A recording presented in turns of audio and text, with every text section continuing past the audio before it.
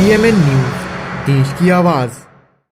जन अधिकार पार्टी के राष्ट्रीय अध्यक्ष राजेश रंजन उर्फ पप्पू यादव ने आज जातिगत जनगणना के मुद्दे पर सरकार और विपक्ष को आड़े हाथ लिया। उन्होंने कहा कि जातिगत जनगणना के लिए हुए सर्वदलीय बैठक में सभी पार्टियों को नहीं बुलाया गया।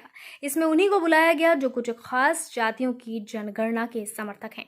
उन्होंने कहा कि जातिगत जनगणना कीजिए, सब साथ हैं, लेकिन बेरोजगारी, पलायन और शैक्षणिक जनगणना भी होनी चाहिए। उन्होंने कहा कि जातिगत जनगणना में सिर्फ जातियों और उपजातियों की गणना की बात की जा रही है, जबकि मेरी मांग है कि इस जनगणना में आर्थिक, शैक्षणिक, बेरोजगारी और राजनीतिक भागीदारी को भी शामिल किया जाए। उन्होंने पटना में आयोजित संवाददाता सम्मेलन में कहा कि जाति आधारित जनगणना कोई नई बात नहीं है। कई राज्यों ने 2-2, 3-3 बार जातिगत जनगणना करवाया है, लेकिन देश में और बिहार में 286 जातियों में ज्यादा से ज्यादा 20 जातियों को ही लाभ मिला है। बाकी का क्या हुआ? क्या ये जनगणना केवल उन्हीं 20 जातियों के लिए होगा या अन्य जातियों के लिए भी होगा?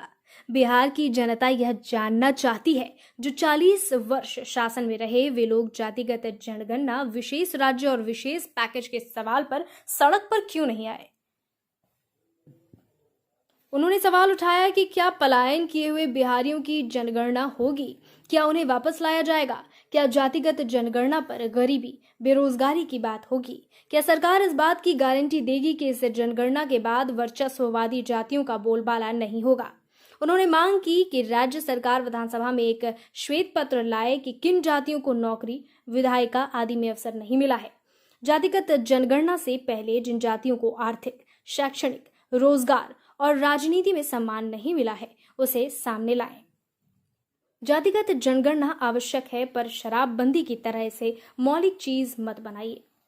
पप्पू यादव ने विपक्ष के नेता तेजस्वी यादव पर निशाना साधते हुए कहा कि पहले युवराज से पूछें कि क्या उन्हें पता है कि बिहार में कितनी जाति उपजातियां हैं। उन्होंने प्रधानमंत्री नरेंद्र मोदी को भी आड़े हाथों लिया।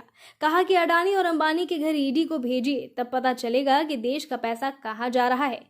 मुद्दों से भटकाने के लिए ईडी जैसी संस्थाओं का उपयोग न करें।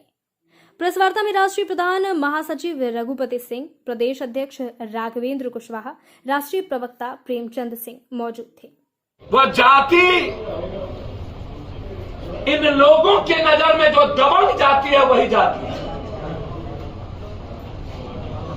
286 में 20 जाति ही अभी तक भारत में और बिहार में 286 जाति है। मात्र 20 जाति को बेनिफिट मिला, मात्र 20। रेस्ट का क्या हुआ?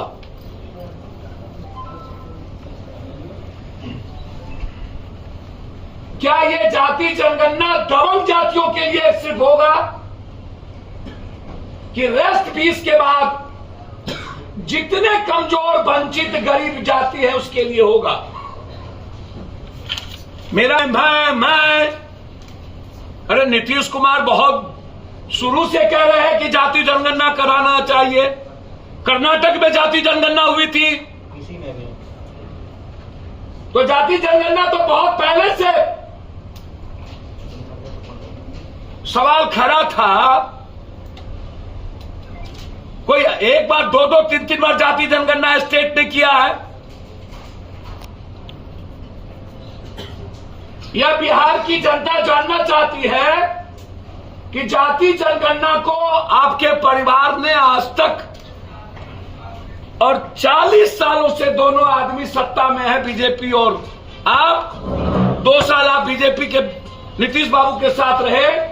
40 सालों में आपने जाति जनगणना, विशेष राज्य और विशेष पैकेज का सवाल और मुद्दा के लिए सड़क पर क्यों नहीं गए?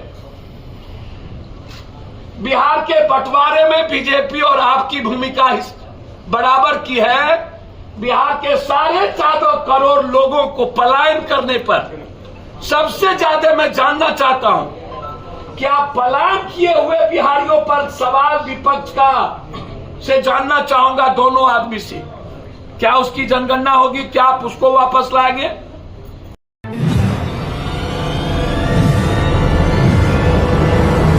PMN न्यूज, देश की आवाज।